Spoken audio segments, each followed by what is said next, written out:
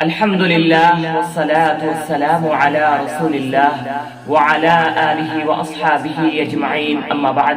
محترم ناظرین، اللہ رب العالمین کے فضل و کرم سے ہمیں رمضان المبارک کا یہ آخری عشرہ نصیب ہوا ہے، اور یہ عشرہ نہایت ہی اہم ہے کیونکہ اسی عشرے میں وہ رات آتی ہے جس کی عبادت ہزار مہینوں کی عبادت سے بہتر ہے.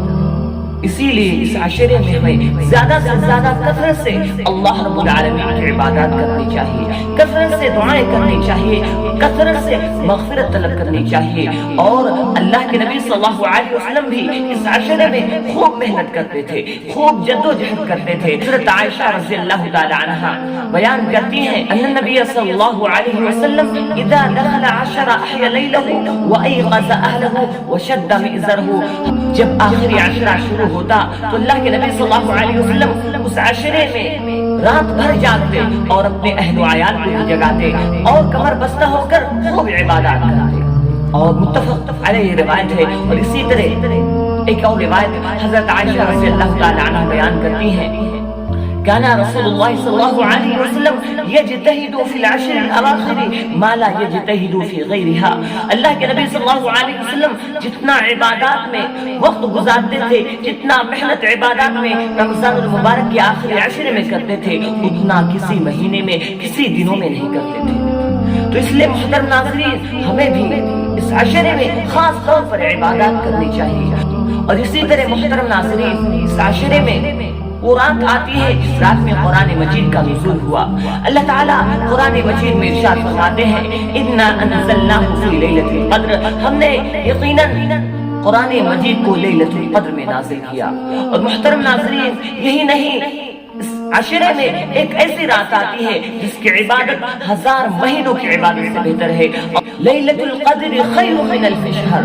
لیلۃ القدر شب قدر ہزار مہینوں کی عبادت سے بہتر ہے، ہزار مہینوں سے بہتر ہے. اللہ اکبر.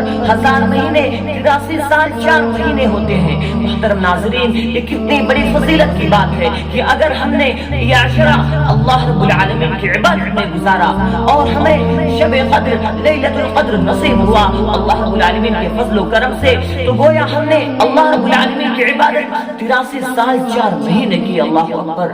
محترم ناظرین، ذرا غور کریے کہ آج انسان 83 سال 4 مہینے بڑا مشکل سے جیتا ہے، اور اگر کسی شخص کو 83 سال 4 مہینے کی زندگی نصیب بھی ہو جائے تو مسلسل عبادات میں وقت گزار نہیں سکتا. اللہ اکبر. یہ اللہ رب العالمین کا کتنا بڑا احسان ہے کہ اللہ رب العالمین ہمیں ایک رات کی عبادت کا ثواب 83 سال 4 مہینوں کی عبادت کا ثواب دیتا ہے. اللہ اکبر. تو محترم ناظرین، اتنی بڑی فضیلت ہونے کے ناطے اگر کوئی شخص پھر بھی اس کی خیر و برکت سے محروم رہا تو بتائیے وہ کتنا بڑا محروم ہے. اور اللہ کے نبی صلی اللہ علیہ وسلم نے بھی اس شخص کو بڑا ہی محروم کہا ہے جو شخص رمضان المبارک کا آخری عشرے کی خیر و برکت سے محروم رہا. تو اس لیے محترم ناظرین، ہمیں اس عشرے میں خوب محنت کرنی ہے، خوب جد و جہد کرنی ہے، اللہ رب العالمین سے گڑ گڑا کر اپنے گناہوں کی معافی مانگنی ہے. اور ایسا نہیں ہو سکتا ہے کہ رمضان المبارک کا یہ مہینہ ہماری زندگی کا آخری مہینہ ہو پھر ہمیں رمضان المبارک نصیب نہ ہو. تو محترم ناظرین، ہمیں اس زندگی کو اللہ رب العالمین کا تحفہ اور غنیمت سمجھتے ہوئے اسے ہمیں اللہ رب العالمین کی عبادات میں گزارے، دعاؤں میں گزارے، قرآن مجید کی تلاوت میں گزارے. اللہ رب العالمین سے دعا ہے کہ رب العالمین ہم تمام مسلمانوں کو اس عشرے میں خوب جد و جہد، خوب محنت کرنے کی توفیق عطا فرما. رب العالمین ہم تمام مسلمانوں کو اس عشرے میں خوب اپنے گناہوں سے معافی مانگنے کی توفیق عطا فرما.